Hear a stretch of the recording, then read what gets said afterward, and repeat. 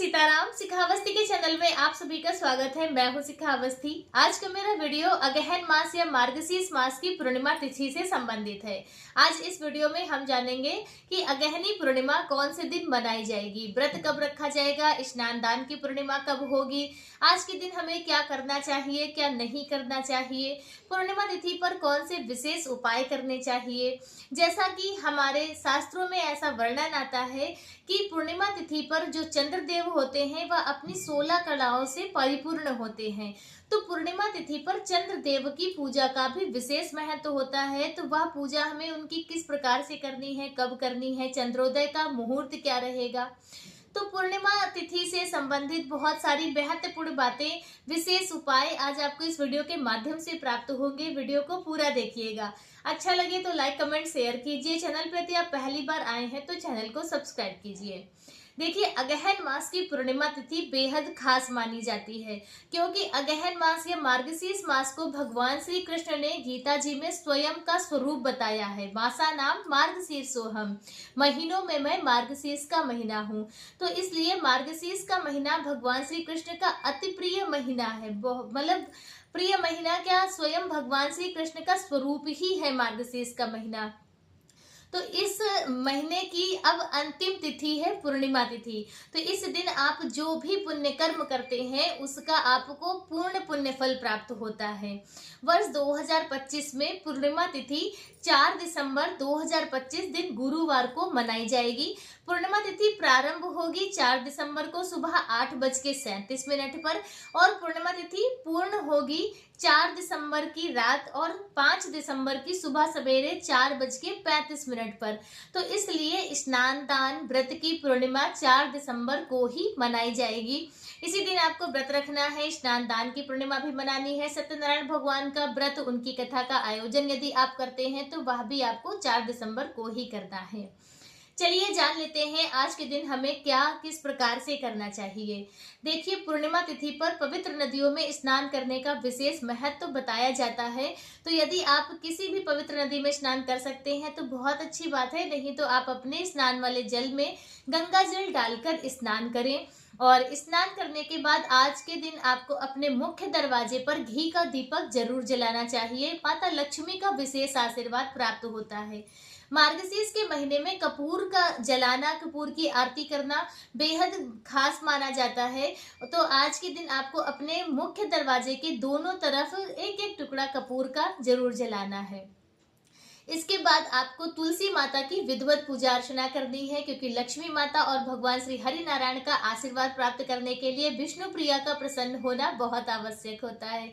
तो इसलिए आज के दिन आपको तुलसी माता की विधिवत पूजा अर्चना करनी है और फिर आपको अपने मंदिर में लक्ष्मी नारायण भगवान की भी पूजा अर्चना करनी है विधिवत स्वरूप से। भगवान का आप पंचामृत अभिषेक करें, सुंदर उनका टीका चंदन करें। माता लक्ष्मी को लाल रंग की वस्तुएं, भगवान श्री हरि को पीले रंग की वस्तुएं अर्पित करें। भगवान को खीर का भोग लगाएं। पूर्णिमा तिथि पर खीर का विशेष रूप से भोग लगाना चाहिए। इसके साथ ही पूर्णिमा तिथि पर पीपल वृक्ष पे जल चढ़ाना, परिक्रमा करना, उसके दर्शन स्पर्श करना बेहद खास माना जाता है। कहते हैं कि आज के दिन यदि आप पीपल वृक्ष की पूजा करते हैं तो आपको लक्ष्मी नारायण भगवान के साथ साथ भगवान से भोलेनाथ का भी आशीर्वाद प्राप्त होता है। इससे आपको आर्थिक समस्याओं का सामना कभी नहीं करना होगा। तो आज के दिन आपको पीपल वृक्ष की भी पूजा जरूर करनी चाहिए। और पूर्णिमा तिथि पर एक ब्राह्मण दंपत्ति को भोजन जरूर कराना चाहिए। बेहद खास और बहुत ही ज्यादा पुण्यमयी माना जाता है। तो आप एक ब्राह्मण दंपत्ति को भोजन कराएं। यदि नहीं करा सकते हैं तो भोजन बनाकर आप किसी ब्राह्मण के घर जाकर दान कर सकते हैं, या फिर किसी मंदिर में आप कच्चा अनाज भी एक ब्राह्मण दंपत्ति के बराबर जितना जरूरत होता है उतना आप सीधा निकाल कर भी दान कर सकते हैं। लेकिन पूर्णिमा तिथि पर स्नान दान का विशेष महत्व होता है, तो आज के दिन आपको यह कार्य जरूर करना चाहिए।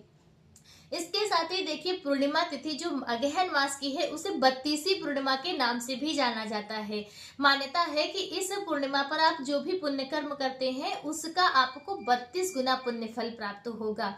तो इसीलिए इस पूर्णिमा तिथि पर आप यह जो मुख्य मुख्य कार्य बताए गए हैं यह जरूर करने चाहिए।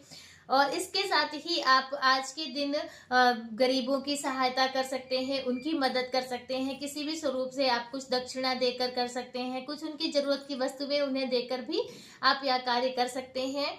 और अगहन पूर्णिमा के दिन चंद्र देवता की कृपा पाने के लिए उनकी भी पूजा हमें जरूर विशेष रूप से करनी चाहिए। किस प्रकार से करनी चाहिए? तो पूर्णिमा तिथि के दिन शाम के समय आपको एक पात्र में शुद्ध जल लेना है, उसमें आप कच्चा दूध डालें, थोड़ी सी मिश्री और सफेद रंग का पुष्प डालकर चंद्रदेव को अर्घ देते हुए ओम सोम सोमाय नमः मंत्र का जाप कीजिए, परिक्रमा कीजिए।